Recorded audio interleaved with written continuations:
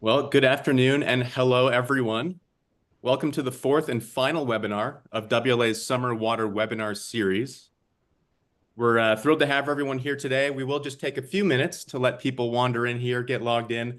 We're expecting to have almost 200 folks join us today. So it does take a few minutes, as you can imagine, to settle into this Zoom room. So again, welcome. If you have to leave early or if you're interested in rewatching this, or if you have anyone in your network that you think would be interested in watching this but wasn't able to make it today, we will be recording this webinar. So please do keep an eye on your inbox next week, and we'll have that recording for you. There'll also be a written recap with everything you hear today. So we'll be in touch with you around the Wednesday mark of next week. So please do keep an eye out for that. A brief reminder here that when you signed up for today's webinar, you did automatically become a Western Landowners Alliance member. So welcome. It is a free membership, but we do rely on support from members like you. So please do consider providing a donation if you feel so inclined. You can learn more about Western Landowners Alliance and what it means to be a member and the work that we do by exploring our website. And you can find more information in the chat there, thanks to the link that Morgan just shared. So I think with that said, people are slowly trickling in, but I think we're in a pretty good place to get rolling here. So let's begin. Welcome you all again to today's webinar. My name is Jake Lebsack, and I'm the Western Water Resources Coordinator for Western Landowners Alliance. Today's call is the final of our four-part summer water webinar series, and today's call is Reviving Through Regreening, Exploring Opportunities for Reversing Desertification. So here in just a few short minutes, we'll get rolling and we'll explore the concept of regreening from the perspective of landowners from across the West and the scientists studying their work and others like it. So this webinar follows on the heels of our July call, where we learned about the crucial connection between forests and watersheds. If you're interested in watching that webinar recording or reading that recap, you can find that information in the chat, thanks to the link that Morgan just shared, as well as all of the recordings and the recaps of the webinars that we've done throughout this summer series. So we've had calls in May and June, and then of course that July call that I just mentioned. So we hope you take some time to explore all that. But in the meantime, just another reminder that we will be recording today's call, and we'll be in touch next week with that recap and that video recording. So with that out of the way, it is now my pleasure to introduce our staff here at WLA. I'm joined by Lewis Wirtz, WLA's Communications Director, and Morgan Wagner, the Colorado River Basin Stewardship Coordinator here for WLA. So with that, I'm going to pass it over to Morgan, who can provide a brief introduction to our work here at Western Landowners Alliance and all that we do. So thanks, Morgan. Yeah, good afternoon, and thank you all for joining us today. I'm Morgan Wagner, the Colorado River Basin Stewardship Coordinator here at WLA. WLA is a landowner-founded and landowner-led West-wide organization. Our mission is to sustain working lands, connected landscapes, and native species. Our membership represents millions of acres of both deeded and leased public land under management across the West. We have a broad spectrum of land interests, ownership types, and political perspectives. In fact, we span the entire political spectrum, but our common ground is a real love of the land and a desire to keep it whole and healthy for the benefits of people and wildlife. Our work at Western Landowners Alliance is focused on empowering landowners and land managers with the knowledge, resources, and public policies they need to be successful. We are very pragmatic and solutions-oriented in our approach because we come from the land. We are landowners and land managers. We also do a great deal with communications to try to help improve public dialogue on complex land and natural resource management issues, and to increase understanding of the value of private and working lands and of private stewardship. As Jake pointed out, our membership is free, and we want it to be available to anybody as a service to the landowner community. Membership comes with a number of benefits, which will keep you apprised of news and information, including resources and project opportunities. So we just encourage you all to participate and help us spread the word. We are here as a resource for all of you, and thanks again for joining us today. Well, thanks, Morgan. Just some housekeeping here. Today's webinar will feature 3 speakers, followed by a brief Q&A session. So if you have a question for today's panelists, and we sure hope you do, please use the Q&A function in Zoom. In the meantime, please use the chat function to introduce yourself. We'd love to know who you are, where you're located, any affiliations you might have. So again, question and answer function for questions, and the chat function right now if you care to introduce yourself. And then one last quick note here before we dive into our panel discussion, and that is just that by providing stories and resources and highlighting the good work of our speakers today, we're not necessarily making a commentary on any management practice over another. These practices are simply another option that landowners and land stewards can explore in their restoration toolbox, and none of this should be understood to be a singular solution or silver bullet to climate change or any other one issue. So we recognize the many benefits of various management decisions, and the purpose of these webinars is simply to share information and provide an opportunity for landowners and experts to exchange knowledge. So with that said, it is now my pleasure to introduce today's speakers. I'm joined by Sarah King, Aaron Kaufman, and Dr. Laura Norman. So Sarah King is a rancher and the executive director of the Altar Valley Conservation Alliance. Sarah and her husband, Joe, manage their family's cattle ranch in southern Arizona. They have two kids who are the fifth generation to live on the Anvil Ranch, which was founded in 1895.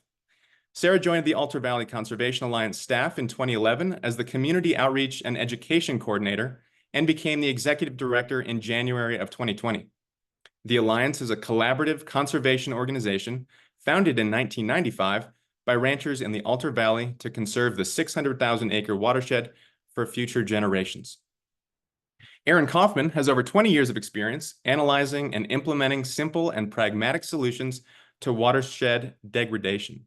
Aaron has a broad background in land management, including reforestation projects as a Peace Corps volunteer in the Dominican Republic, monitoring and evaluation of pre- and post-fire erosion rates in oak savanna and ponderosa pine environments, and stream restoration around the Southwest. He founded Southwest Urban Hydrology in 2012. And lastly, Dr. Laura Norman is a supervisory research physical scientist at the USGS in Tucson, Arizona, where she has worked since 1998. She received her BS in forestry from Oregon State University, her MS in watershed resources, and PhD in watershed management with remote sensing and spatial analysis from the University of Arizona. Her dissertation explored urban development and green infrastructure scenarios to reduce non-point source pollutants, and over the past 26 years, Dr. Norman's work has focused on characterizing trade-offs between management actions using complex geospatial, hydrological, hydraulic, and land use change models. So with those bios out of the way and our speakers so gratefully joining us this afternoon, excited to kick off our panel discussion here. I'd like to lead with Sarah. Sarah, what and where is the Altar Wash, and what inspired the creation of the Altar Valley Conservation Alliance, and what exactly is the Alliance hoping to achieve? Excellent. Well, thanks very much, Jake. Hello to everybody out there. Fun to see you all pop up in the chat. And so to dive in, if you're not familiar with the Altar Valley, we are about 20 miles southwest of Tucson. You can see this map up here. Everybody likes a map, right? And so that confluence of red lines is where Tucson is. And then you head southwest and you can see the Altar Valley watershed there, outlined by that very dark red line. And we have the Babiquiviri Mountains to the west, and then the Cerro Colorados and the Cerritos to the east there. And that basically forms our boundaries. And then the landscape slopes down into the valley basin at the floor below. And then we go all the way to the US-Mexico border as well. So in terms of looking at the Altar Wash itself, if you can go on to the next slide there, Lewis, it is a linear feature that runs south to north in the Altar Valley. And it was incised in the early 1900s. I believe it was 1917. And there was an old wagon road that ran through the valley that transported people. And there was a stock tank, a dirt pond that in a major storm event wound up tearing and then starting to flood and incising into the road. And that became the foundation of the Altar Wash, which has then continued throughout this century and last century as well. My father-in-law talks about his grandfather talking about floodwaters in the Altar Valley that were so gentle that you could walk your horse in front of them. Now, if there's a major flooding event and water moves through the Altar Wash, it's really a totally different ballgame, and you would not want to be in front of that water. So if you can go on to the next slide. This will just give you an idea of what that looks like in person and not just on the map. This is from the north end of the valley, looking south towards that Babaquibri Mountain way out there in the distance. And you can see how wide the wash is and incised. And then going forward to the next slide, this slide will be on the middle portion of the valley. And yep, over there on the right of your screen there, you can see the wall of the wash, and there's a couple areas where it's even deeper than that. So what you're looking at here is the floor of the wash, and then the wash kind of in the middle, the wash wall in the middle of the screen. So that can give you an idea of just how much sediment has moved, how much water moves through there. There was a flood in 1983 where there's equipment that went into the wash and corrals that have never been seen again. So when water moves through there, it really is quite dramatic. So the Altar Wash was really one of the foundational reasons for the start of the Altar Valley Conservation Alliance itself, which happened back in 1995. And the Alliance, if you're not familiar with us, is a group of ranchers who came together in the 600,000 acre watershed to talk about problems like the Altar Wash, erosion, and then also primarily focused on brush management and looking where that can be improved as well. But really focusing on the Altar Valley as a whole, what neighbors are working on, what different agencies are working on, and bringing people together to work towards common goals, work across fence lines, and really engage with both the people and the landscape. So that's kind of what we're up to. And we've continued to work towards improving the Altar Wash throughout our whole history. Great. Thanks so much, Sarah. So glad you could join us here today, and excited to learn more about your work as we continue to talk today. Now, Aaron, can you explain the core principles of restoring hydrological functions and conserving soil across watersheds? I mean, what are the primary methods? What do they look like, and how do they function? Sure. So one way to kind of think about hydrology in a landscape is to kind of consider the inputs and the outputs, where that water kind of originates from and where it goes. Precipitation would be that primary input, and it's worth considering in terms of the annual amounts you receive and the seasonal timing and the intensities. But it really can't be controlled or altered. And so you're kind of dependent on managing where the water ends up going. In arid or semi-arid landscapes out west, as much as 90% of the precipitation that falls on that landscape is going to end up either evaporating back up into the atmosphere or transpiring through plant usage. And maybe about 5% more of it's going to end up as runoff in rivers or streams. So there's not a lot of water that's left over. That small fraction oftentimes gets stored in soils, and that's really where opportunities present themselves. It might sound kind of daunting in terms of if your objective is to restore aquifer recharge or something like that. It may not sound like there's a lot of water left, but there are some really good opportunities there. I would say the core principle, if you were just to kind of think, the most simplistic way to kind of think about this would be to capture and retain precipitation as close to where it falls as possible. An expensive way of doing that would be through the use of tanks, ponds, reservoirs, but the easiest and most affordable storage opportunity or method is in healthy soils. And so a good healthy soil would be one with kind of good texture or porosity so that infiltration can occur more readily. It would have good structure, which means it has good organic matter on the surface, kind of integrated into that soil, so that kind of that improved porosity is created through that organic matter breakdown by the organisms that live in there. But it also, good structure also maintains or retains soil moisture between storms, which can be beneficial for plants. And it's important, that a good healthy soil has kind of good plant cover, not only for cooling that soil surface, but to kind of provide some interception, because a lot of bare soil that receives raindrops impact can actually begin to seal over time and become less porous. But the problem is in a lot of cases, we don't have healthy soils. And so the method of kind of meeting that core principle of capturing, retaining precipitation close to where it falls, the first objective I would say would be to slow sink and spread that runoff that does start to occur on that soil surface. And then second to that, or after that, once you've kind of maximized that infiltration, to begin to retain it between storms with mulch organic material kind of integrated into that soil surface, improved vegetation cover, and so on. So if you were to look at the images here that I've kind of provided, that top left image is runoff that's occurring from a 2-track road. It's an area that gets, it's public land, but it gets periodically leased for grazing. It's kind of an unmanaged road. The water gets trapped in those rills, those 2 tracks. And so we found a place to divert it off of that road into a small 1-rock dam, which you can see the stones placed on the left, only 1 rock high. The water is moving from right to left. And you'll notice that it's slowing down as it's passing through and meandering between each of those stones. You can see the benefits, not only kind of the opportunity by slowing that water down to infiltrate it into the soil surface, but that stonework is probably only 3 or 4 weeks in that photo, and you can see the improved grass cover within the structure. So you're starting to improve the availability of organic matter over time.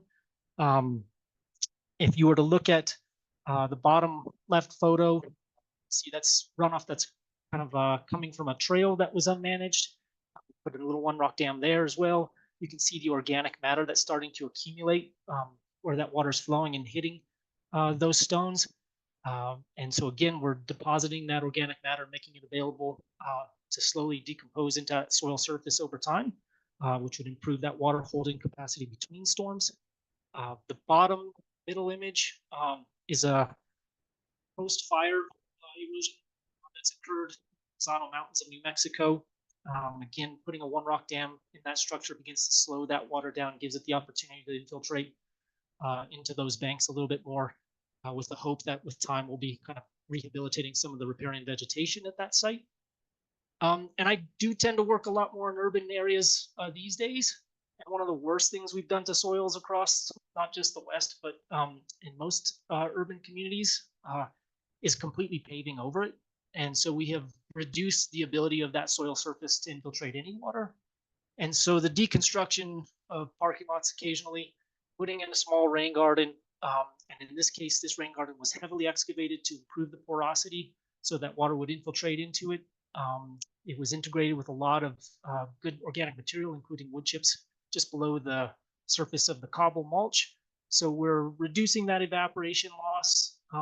We're integrating that organic matter so that we hold moisture between storms to grow that tree, and hopefully over time that'll begin to shade, cool that area down a little bit, which I'll talk a little bit more about those benefits in some of the upcoming questions. So main core principle is just capture and retain precipitation as close to where it falls as possible, and hopefully retain it between storms as much as you can.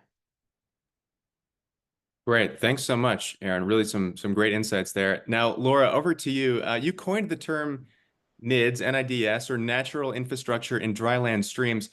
What exactly does that mean? And what's the history of this type of work? Thank you. So natural infrastructure refers to using naturally occurring features and engineered solutions that mimic natural processes to increase resilience to climate impacts. So the acronym NIDS, or Natural Infrastructure in Dryland Streams, are structures that are naturally or anthropogenically created from earth, wood, debris, or rock that can store water, restore implicit eco-hydrologic function of riparian systems in the desert. Examples of NIDS, and Aaron showed some pictures already of some rock detention features or structures, but also beaver dams and their analogs all serve the same purpose. So as he already kind of outlined for everybody, they detain or slow movement across the surface, retain sediment and allow it to accumulate, and then store both organic material and water for increasing vegetation response, like farming, and water availability over time. Our research has documented some type of NIDS being used by every culture in the North American Southwest for over 1,000 years. So this isn't unique to our backyard here, but has been recognized by all dryland farmers throughout the planet. Oh, that's fascinating. Thanks, Laura. I appreciate you sharing that. Sarah, what techniques is the Altar Valley Conservation Alliance using to restore your landscape, and how are you monitoring the progress, and maybe what science is guiding that work? Sure. So as we talked about before, the Altar Wash was kind of the main focus as the Alliance got started, and looking at this big linear feature that was causing the water table to drop, and giving people a lot of cause for concern. But as we got started doing work, talking with folks, doing an Altar Valley watershed resource assessment back in 2000, we wound up meeting Bill Zedike, I believe in 2006 at a Quivira Coalition conference, and really got to talking about some of these smaller scale structures, which is now more commonly known as the NIDS, and what that might look like on our landscape. So in that process, Bill came out to the Altar Valley. We started talking about various different projects, and really, if you've chatted with me in the last couple of years, I've probably pontificated about wet water versus dry water. And for us in our landscape, we really are very dry. We don't have a river. We have the Altar Wash that flows through in flash flood events, but we don't have a river. And looking at water conservation over the last couple of years, there's been a lot of money out there, a lot of folks doing things with a lot of focus on what I'll call wet water. Which, don't get me wrong, is an excellent place to be conserving water. Anywhere you're conserving water is a good thing. But for our landscape, we're really focused on dry water, water that is not in a channel, water that you can't necessarily measure. And getting that water to stay on the landscape is incredibly important for us, getting that to infiltrate, as Laura and Aaron were both talking about. That's really what we're very interested in. And in our conversations about the Altar Wash, the coaching that we got from folks was that really, to get started at the very least, it would feel great to put a big structure in the Altar Wash, but the bigger the structure, the bigger the risk of failure. And that all of these upland channels are also feeding that Altar Wash. So if we can take some of the water that's flash flooding through those, keep it on the landscape, get it to infiltrate, that's really where we were going to have more success. So with that, in 2012, what you're looking at here is the Elkhorn Las Delicias demonstration project. And that was installed by the Alliance. And you can see that large pile of white rocks that's there. And actually, I'll say, when we first purchased the rock, we were sort of annoyed slightly that it's white. It's actually been great because for photos like this, you can show exactly where the project was installed. So that large pile of white rocks is sitting along a road that's right along a fence line. And the road went in. And so on this side, on the right side of that is one ranch, and the other ranch is on the other side. So where this was a sweet spot for the Alliance was also this neighbor partnership of a project that was cross boundary, cross fence line, cross land ownership. And so the fence line road was causing some incisement that was filtering back up on the other side and causing issues. The road was starting to get impassable. And so where we went in was to work on both the road itself. And so you see the large concentration of white rocks and some of the bigger structures that are kind of hidden to the right of those. And then up in the uplands from there, you can see all of those smaller structures, and those are in various different channels and letting the water spread out and infiltrate. So both bolstering the road, and roads, as Aaron was referring to, can be one of the biggest areas of impact on erosion on the landscape. And so thinking about how the road lies on the landscape is really important to us as well. And then these smaller scale structures in various different channels. And where this project, obviously in and of itself, was exciting, but at the time there wasn't a ton of research. These methods were starting to get bigger and of more interest to a lot of people, but there was that question of, does it work? And so as we installed it, we also installed monitoring as well. And you can go on to the next image, Lewis, and actually maybe even one more. This is just another look at it. And so these pictures are taken about 10 years apart. And in the same area, we have various different transects that are out there on the landscape. And you can see from the comparison of the two photos that the one, you can still see the white rocks that are in there. And then the other where the dirt has filtered in and started to back up soil and slow the water down. And that's been hugely, that's what we've seen at the other areas and the other transects as well. And so you can really see the difference there. Vegetation starting to fill in on the sides and bringing up that channel stream bed level as well. And to the point where you don't see the white rocks anymore either. Next slide. We partnered with the University of Arizona, and it's Leah crouched there on the ground, and she was our science fellow one year and did some data analysis for us of taking a look at the monitoring that we've done and looked at the one rock dams, that's a Bilzidite term, in the baffles, in the arroyos. And what the data showed was that it really promotes vegetation cover and then drought resilience. And I believe I shared the link to her article, so I bet Morgan will have that in the chat shortly, but you guys can nerd out and take the deep dive in there. But we're really excited to see that the science proves out, but also, you know, the visual of being out there on the landscape and the changes that you can see has been really exciting on our part as well. Thanks, Sarah. Really appreciate those visuals. Really compelling story there. Now, Aaron, from a practitioner standpoint, what does it take to actually do the work that Sarah just described? And, you know, what are the most important things for a landowner or a watershed group to consider? And how can they get started? Yeah, there's a few points I want to make. The first one is that not all improvements to soil hydrology have to be done by machines.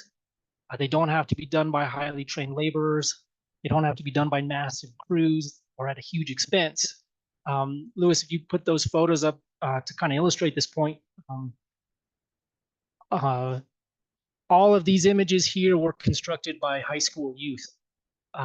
And so for some, it was summer employment where they were paid a little bit of a wage for the summer. In other cases, it was a one-day volunteer opportunity for kids. In some cases, had never run a wheelbarrow. So, but it's certainly possible to install these structures with just a little bit of training in some cases.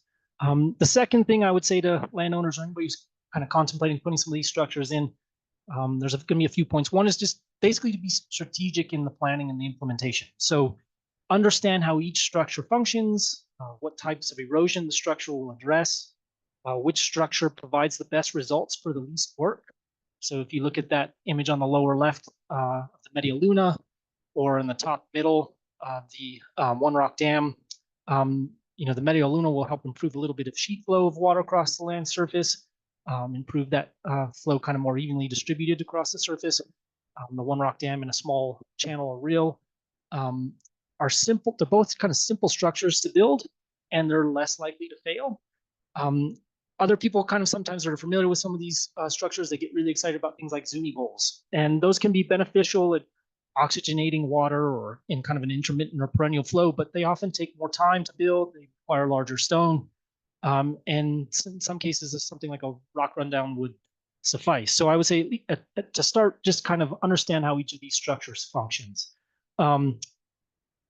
Ideally, if you can identify if there's materials on site, whether it's stone or tree limbs, things like that, try to put those to use if that's an option. In a lot of cases, if you're going in and thinning an area for some fuel reduction, those limbs could be chipped up and used as a wood chip mulch.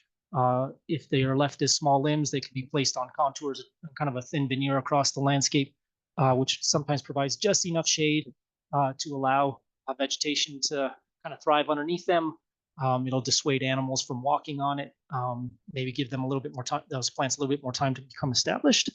Or if the branches are a little more substantial, they could be used for wattles to slow channel runoff in incised rivers or streams.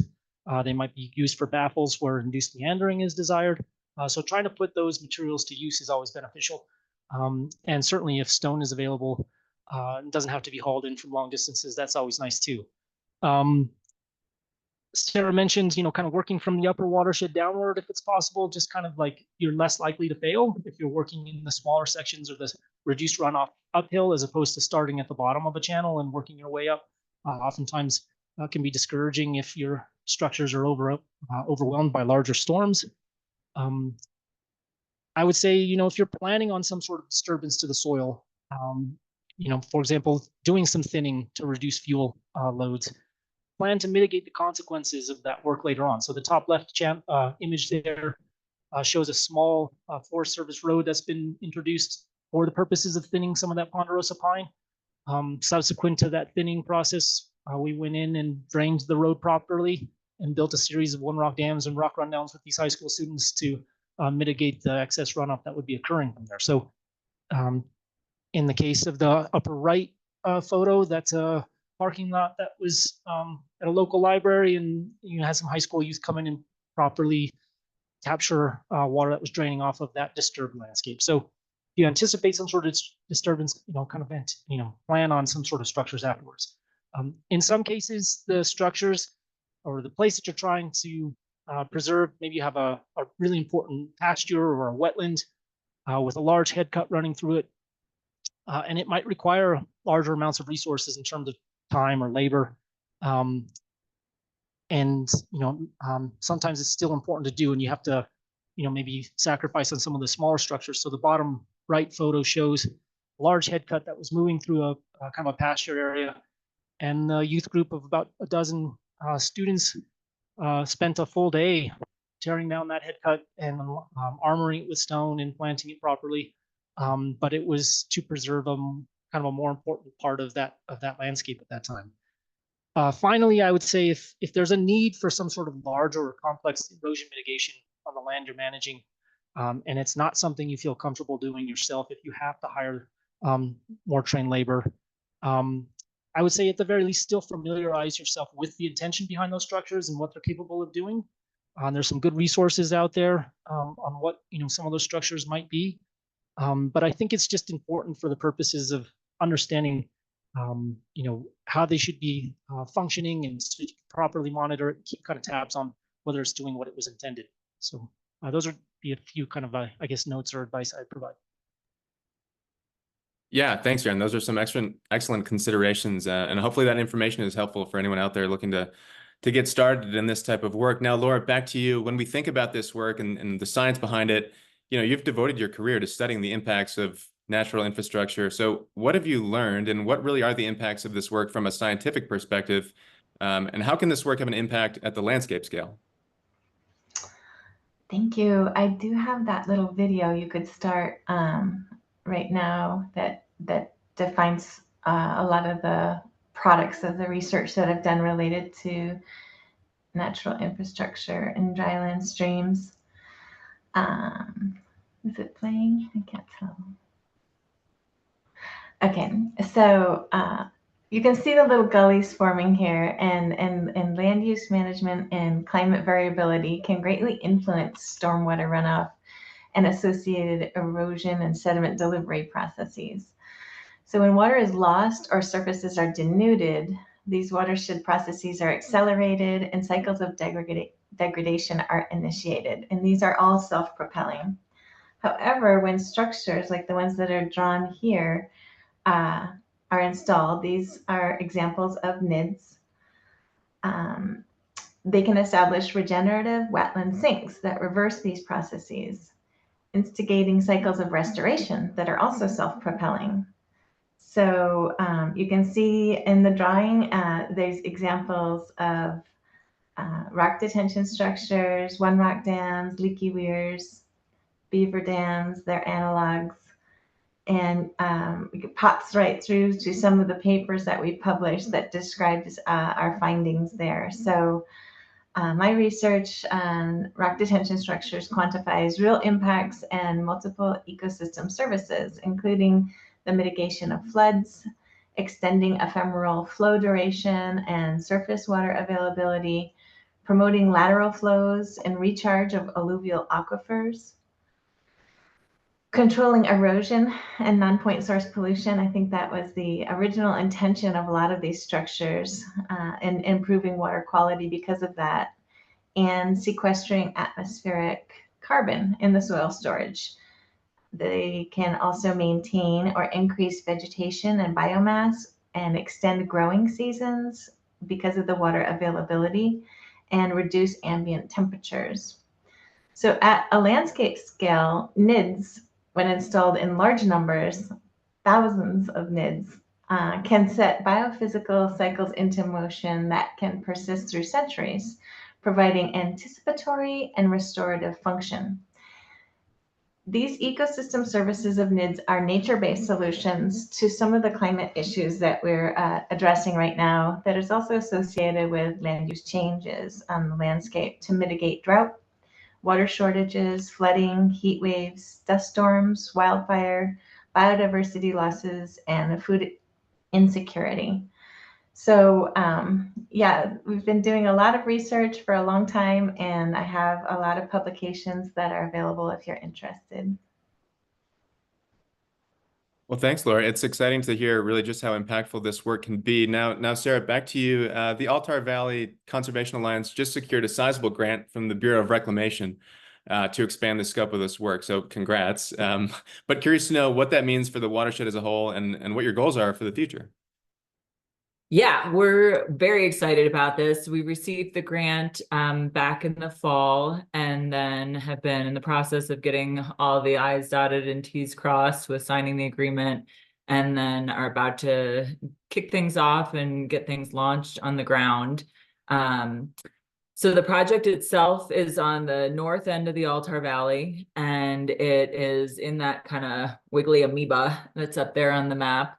And it's in partnership with the Pima County Regional Flood Control District and then City of Tucson and ranchers in the area as well. And then obviously other various partners that come along and participate in activities that we do. And it's really focused on both the NIDS work, small scale erosion control structures, and then also some work in the Altar Wash. And so bringing those two things together, working in partnership. One of the interesting parts about working with Pima County Regional Flood Control District is that, as the name suggests, a lot of the work that they do in the Tucson area and Pima County is really controlling where water goes. They've found the Altar Valley to be of interest. The Altar Wash then heads north into the Marana area where there's more housing and less open land. So flooding is a bigger risk to infrastructure down there.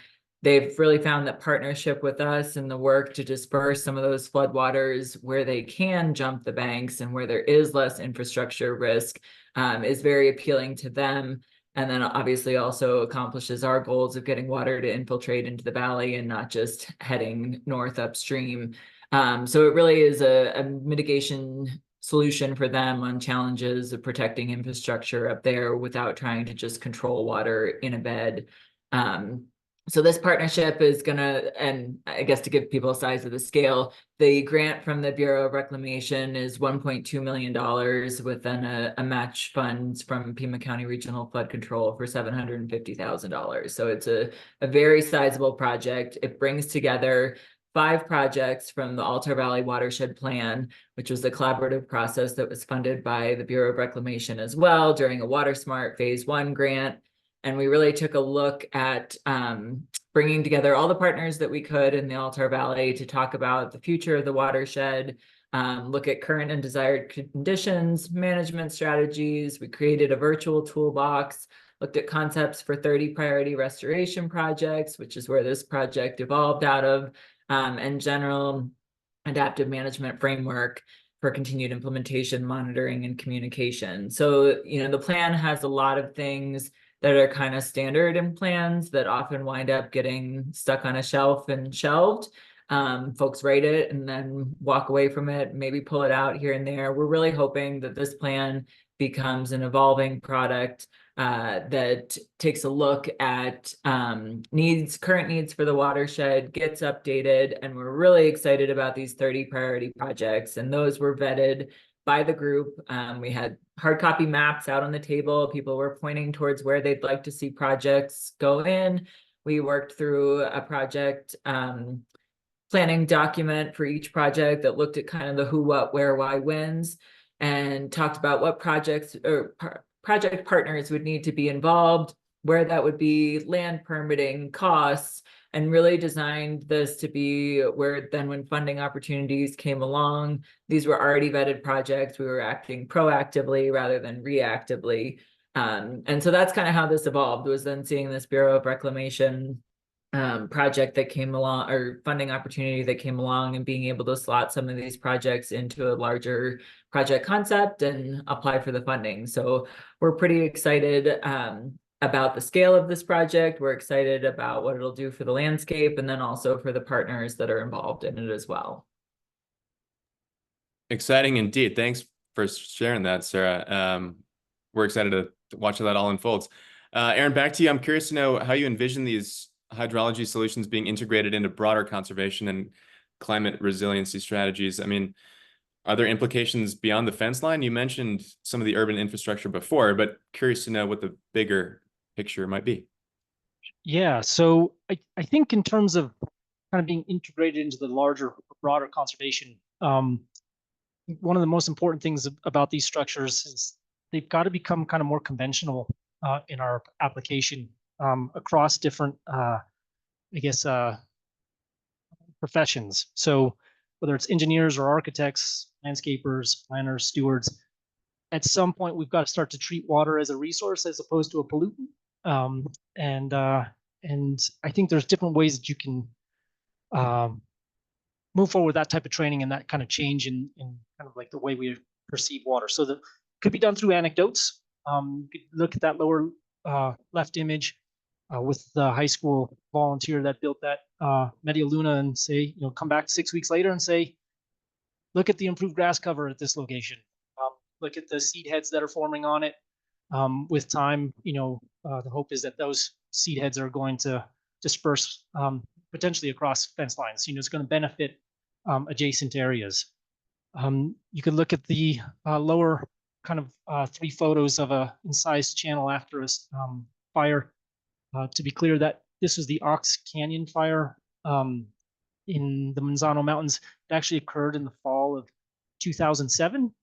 And you can see after almost 6 years in the summer of 2013, there's still very little growth occurring. Pretty significant head cuts. And at that point, we were invited in to put some structures through about 1,000-foot length of that channel and started in the fall of 2013. And to be able to go back a year and a half later and see kind of the improvement in vegetation, and particularly the repairing growth occurring at that location was pretty eye-opening in terms of how rapid that recovery took place. And to be able to go back there with some of the Forest Service and other people that manage that land, to be able to say, like, these are things that should be considered after some of these disturbances take place. And being able to say, like, that head cut is no longer migrating up slope, conceivably is not going to undermine fence lines or move into adjacent properties that way. So it's another way of kind of thinking beyond the properties that or landscape that someone's managing. But beyond anecdotes, I would say ideally we can start to demonstrate some of the benefits of this work with science. Certainly, Sarah and Laura are providing some of that information. I think that can be particularly beneficial. So the top right chart, just for a moment, is indicative of soil moisture that's compared at water running off of a parking lot going into either a rain garden where there's a small depression versus running across the landscape. And this would probably provide similar results, I would imagine, with some of the structures that we've shown in terms of slowing and infiltrating water down. But basically, the top black line there is indicative of the maximum amount of water that soil moisture or soil will hold for that particular texture.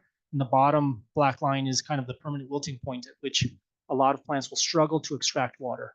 And that green line between them is typically where landscapers begin to irrigate plants. And what we can show is that over the course of 7 years, by slowing that water down, giving it the opportunity to infiltrate in a small depression, small rain garden, that we maintain soil moisture across those seasons above that irrigation threshold, whereas sites that didn't have some sort of small structure to slow and infiltrate that water down fell below that irrigation threshold, or in some cases fell below permanent wilting point, where plants would have struggled to survive during dry periods. So I think that this is a good way to start to demonstrate to planners who have the opportunity to kind of manage larger areas, to start to consider the long-term benefits. Finally, I think the one other way to really kind of drive home these points is through the financial benefits and ramifications. And so if this top left image is a school parking lot, Santa Fe, where every 14th parking space was removed. Historically, that parking lot would have contributed over 1 million gallons of runoff And by removing 24 of those parking spaces, putting in the small depression as rain guard and capturing that water, we're taking about 500,000 gallons of water off of that parking lot and putting it back in the ground. Those trees and the plants that are planted there don't have to be irrigated, so you've just eliminated the irrigation costs associated with landscaping that area.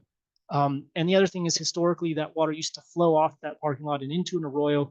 It's heavily incised, managed by the city, where the city was spending over $1 million on certain projects to mitigate the erosion occurring there. And so to be able to say to the city, look, we're trying to offset some of those causes that are driving you to have to pay for that mitigation. This is one step in that direction. So financial science and anecdotes, I think, are all good ways to kind of drive home that those solutions. Yeah, no, I think those points are so important. Thanks, Aaron. Now, Laura, to kind of wrap us up here before we get into the question and answer portion of this from our audience, are these local and regional stories that we've heard about today when it comes to regreening, are these unique cases, or do they represent what's really possible across the entire arid West? You know, we have evidence that more moisture on the landscape leads to increased atmospheric moisture, which in turn could lead to more rainfall. But how much do these restoration successes rely on favorable precipitation cycles and regional climate patterns in the first place? That's the million-dollar question, I think, right now, looking at how these small changes on the landscape can make big changes regionally. And I think, this research definitely portrays possibilities for the West. My research has, and are globally applicable to all arid land environments. And I like the introduction Aaron started there related to cost and economic values associated with structures, because I did a kind of a back of the envelope calculation myself to try to roughly extrapolate how much it would cost to preemptively treat all federal and tribal riparian areas in the state of Arizona. So I just guesstimated using maps the amount of acreage that would be in. That's about 33,000 hectares riparian areas in federal and tribal lands in Arizona. So to restore that amount of landscape with check dam NIDS, the ballpark figure entails installing about 86,000 check dams, and that would cost about $73 million. So that's a lot to think about, but really to break it down for you guys, by comparison, climate-related disasters in Arizona spurred legislation of over $100 million for recovery and support for just 1 year associated with damages with post-fire flooding in 2021. So expense-wise, really, it is feasible in the state to avoid those type of hazards, or at least try to mitigate the impacts of those hazards. But 100,000 check dams seems daunting as well.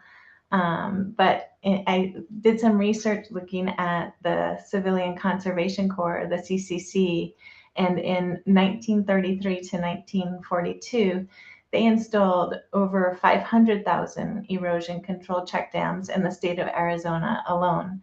So along with all the other infrastructure they built, but a lot of that which still exists on the landscape today. But really what I wanted to say is that, like, we can do it. So restoration successes are certainly improved with favorable precipitation. And there's some research that we've done that shows the impact on microclimates. NIDS can definitely help support our resilience to changing climates that are out of our control. And they do this by providing the climate adaptation and mitigation services that were shown in that previous slide and drawing. So controlling and filtering stormwater, which increases water availability in general, but also structures are able to secure water in landscapes for longer seasons. They reduce erosion and promote soil productivity by storing carbon and nitrogen in wetland-like sinks, and they increase vegetation viability, decreasing those microclimate temperatures and variability over time. So While we can't necessarily make it rain at this point, as far as I know, we can definitely increase that moisture that you discussed and increase condensation associated with atmospheric processes. So that's where we're at, increasing climate resilience, I think. Well, thanks, Laura, and thank you, Aaron and Sarah, for taking the time here today. Really appreciate all those valuable insights that you were just willing to share. But now I'd like to turn it over to our audience. We've got about 10 minutes here for some Q&A. So if you don't, or if you have a question but haven't asked it yet, please do take a moment to submit it. If we're not able to get to it today on the webinar, we will follow up with our speakers offline and we'll get back to you with a written response. So don't be shy. Please do keep the questions coming. But with that said, Sarah, here's just two questions for you. Someone is wondering if you have any desert bighorn sheep in the mountains around the Altar Valley. And you mentioned, the monitoring that you're doing. How are you measuring what drought resilience means? So desert bighorn sheep as the first question. Basically, no is the short answer. There are desert bighorn sheep that are in the Tucson area. There have historically, I think 100 years ago, been desert bighorn sheep, potentially in the Babakivris.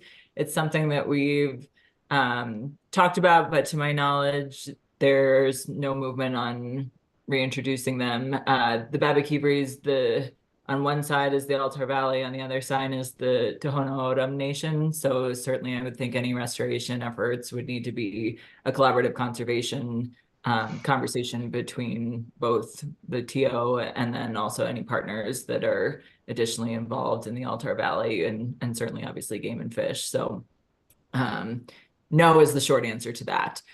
And then your other question were how we were monitoring drought resiliency. So I think, we put in at that LKLD project, we've put in some monitoring there that was talked about before. We have monitoring that goes in with all our projects to try to identify impact. I think that maybe it was summed up best by a board member at a recent meeting when we were talking about a lot of these. And as Laura brought up, the cost of doing this work is certainly immense potentially. And if it's not in dollars, then it is in somebody's time and volunteer work and manual labor to get that out on the landscape. And he kind of posed, the dollars and cents might never make sense in terms of ranching or in terms of wildlife. We have a national wildlife refuge that's here in the valley. So the time and effort that the staff needs to put into that, but in terms of the cost of doing nothing, that's really where the question is. And so thinking about drought resiliency, thinking about the landscape and getting every drop of water potential to stay on that landscape, that's really where and how we're thinking about it. Sure, thanks, Sarah. Now, Aaron, over to you. Someone is curious to know what you would, maybe suggest or how you would think through water retention strategies for flatlands with minimal or no topography. Yeah, so I suppose, if it's flat enough that it's not showing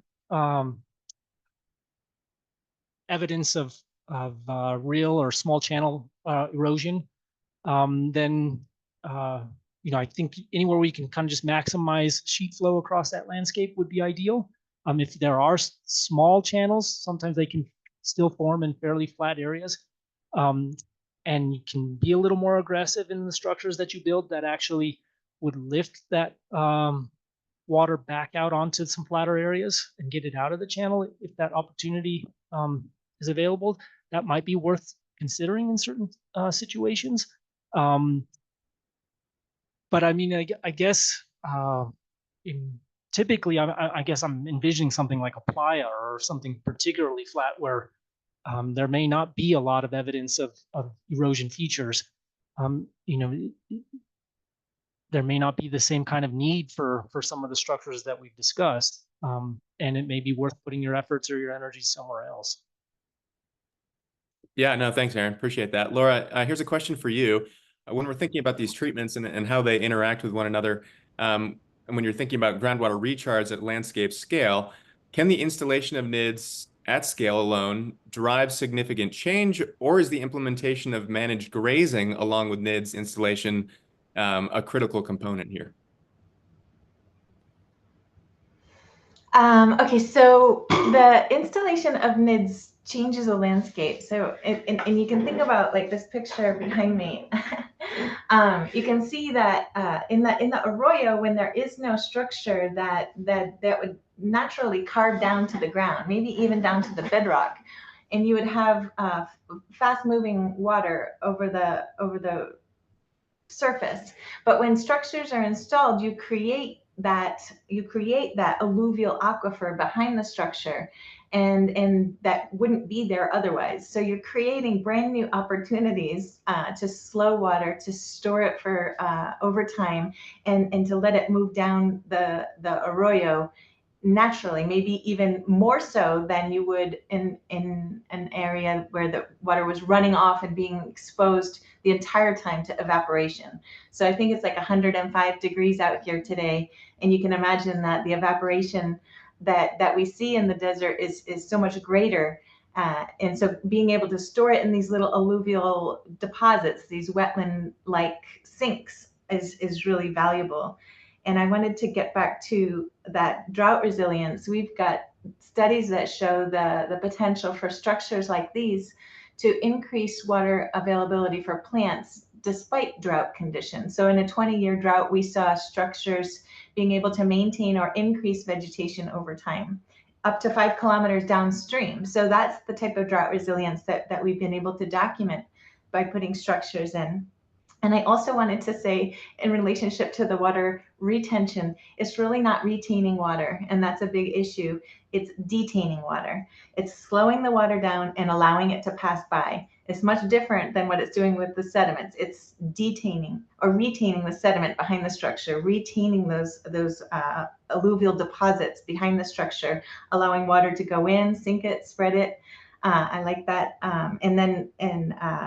Slow it, and then allowing it to slowly move down the channel and in the banks and underground. So that's a big deal. I don't have research that addresses specifically the impacts of grazing and structures, but I will say that most of the study areas that I've got have cows successfully managed in combination with structure installations. Sure. Thanks, Laura. Aaron, here's a quick question about the science. What's a good average baseline of how much water is captured in the soil? And what's a realistic target to increase that by? Yeah, it's kind of a fun question because it's gonna have some caveats. So to some degree, slope and aspect and things like that are going to influence how easily that water can infiltrate into the soil surface. But once it actually makes it into the soil surface, the amount by which you can kind of enhance that soil moisture is going to be dependent on the organic matter, the structure that exists there, and also a big influencer or variable is actually the texture. So if it's a sandy soil, that water is probably going to drain through the soil surface a little bit more quickly. Whereas if it's a clay soil, it's going to be held there for longer periods of time potentially.